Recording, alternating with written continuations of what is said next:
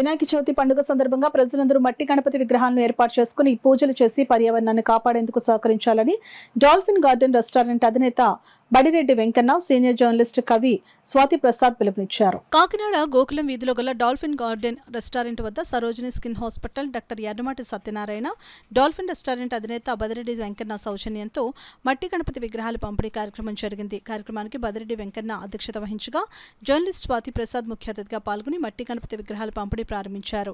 గత 2 దశాబ్దాలుగా dolphin restaurant ఆధ్వర్యంలో 2000 మట్టి గణపతి విగ్రహాలు పంపిణీ చేస్తున్నట్లు వెల్లడించారు.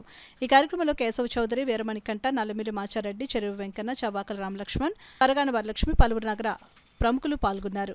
ఈ దేశంలోని హిందువులు, ఇతర మతస్థులందరినీ కలిపి ఏకతాటిపైకి తీసుకురావడంలో చాలా కీలక పాత్ర పోషించాయి.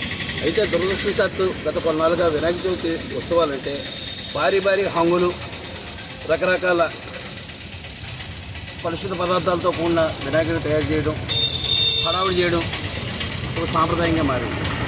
ఇలాంటి చర్యల వల్ల వాతావరణం కలుషితమవుతుంది. ఈ వాతావరణం కలుషితం కావడం ద్వారా ప్రకృతి తరచు ప్రబోధిస్తుంది. దాని ఫలితాన్ని మనం 4-5 రోజుల క్రితం ఇక్కడ విజయవాడలో కానీ, మన హైదరాబాద్ నగరంలో కానీ చాలా ప్రత్యక్షంగా చూసాం.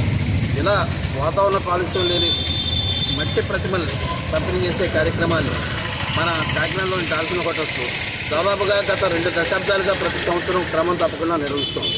ఇందులో భాగంగా ఈ సంవత్సరం కూడా మట్టి ప్రతిమల్ని మేము కొన్ని వేల సంఖ్యలో తయారు చేయించి ఇలా పూజల నిమిత్తం మేము పంపిణీ చేస్తున్నాం. ఈ కార్యక్రమాన్ని దిగ్విజయం చేసిన మీ అందరికీ నాకు కృతజ్ఞతలు.